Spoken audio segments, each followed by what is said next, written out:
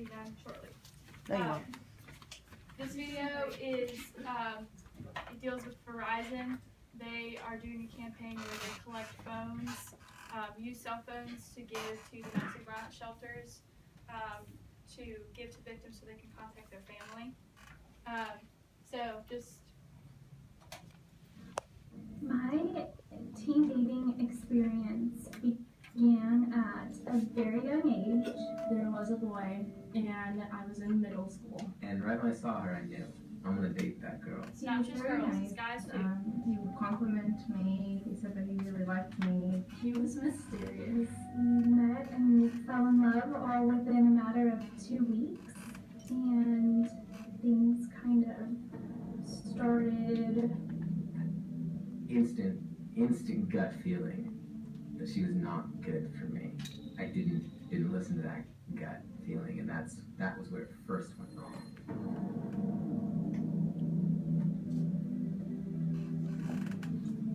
He started controlling me and telling me what I could wear and what I couldn't wear. You need to text me at all times. I need to know where you're at all times. It began to be emotionally and mentally manipulative. He would start asking me if I could use my friend's phone to like send me nude pictures. I will tell my girlfriend, oh, that's It's loading issues. Yay, for learning technology. good. He's jealous, right? That means he really likes me. It's not necessarily a good thing to be jealous. Not to a point. She degraded me with names. Why are you being such a dude? Why are you being such a Because you start believing that about yourself. And so then I began to act that way. I began to let her walk all over me. Day after day, he constantly asked me. Can we go back a little bit and see if you can give it a head start again?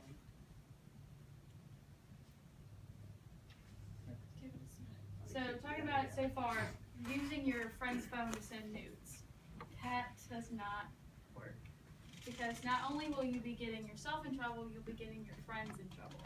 And your friends will probably not be your friends anymore after that. That could be a charge. It could be a charge. And the whole thing, okay, Snapchat. Snapchat kills me because people think those inappropriate pictures will go away in 10 seconds. They don't. They go into a server at Snapchat and they stay there forever.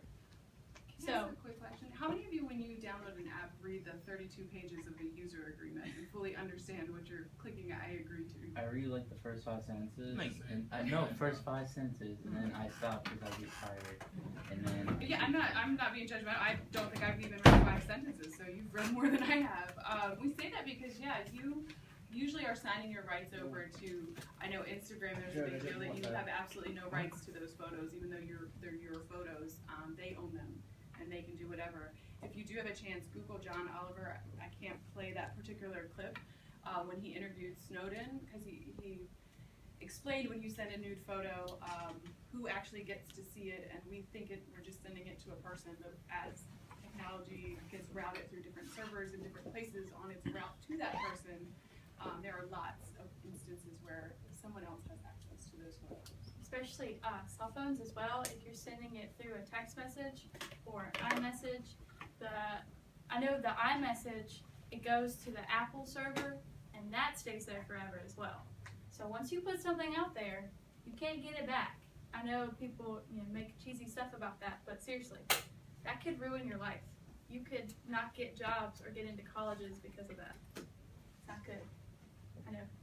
Being a senior right now, I don't know what I would do if I wasn't able to get into college because of something like that. Can I just add something to this? I think there's a genuine concern about the fact that if we have something important to say or share, that we're not doing it face to face. And that's a concern for, I think, all of us. Is like, if we have something important to share, something important to say, where's the communication, the eye-to-eye contact for someone to communicate to you something that's either affectionate or maybe even derogatory, confrontational perhaps, but it's a whole different ball game.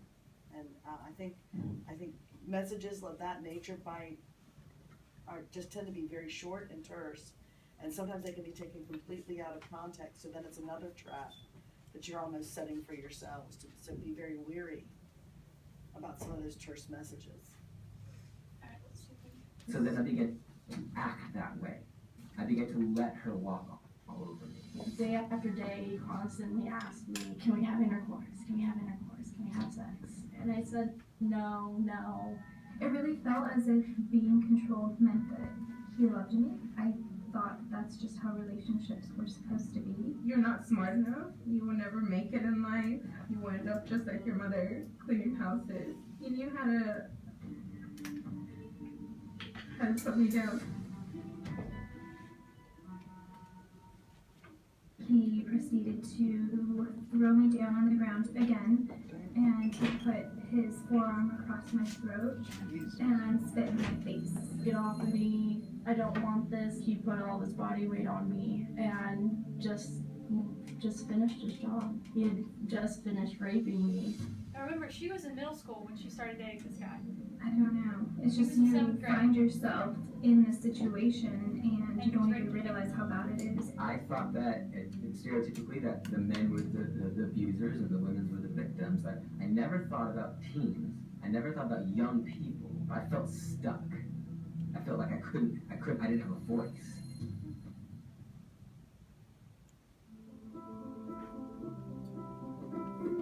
Statistically speaking, 1 out of every 4 students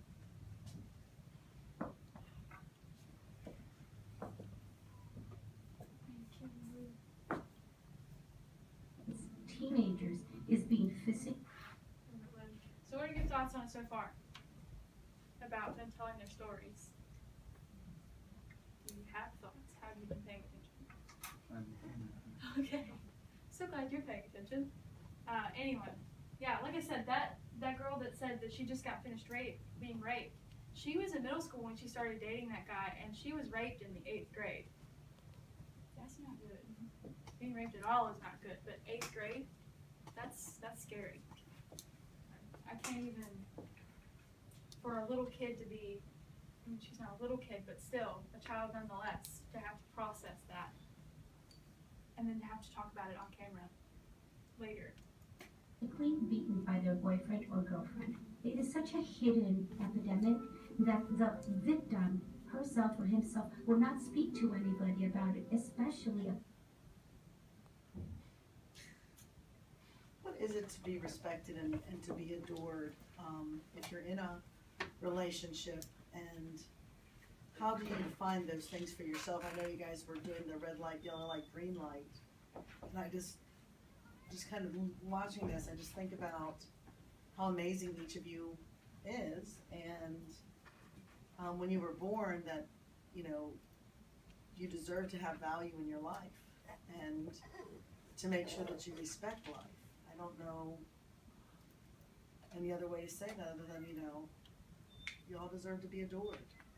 That doesn't mean if you're a possession, like property. It means that, there's good communication and it's healthy. These are my beautiful children, it is such a hidden. It's such a hidden epidemic. To piggyback on that, we talk a lot about the most important relationship you'll ever have is with yourself.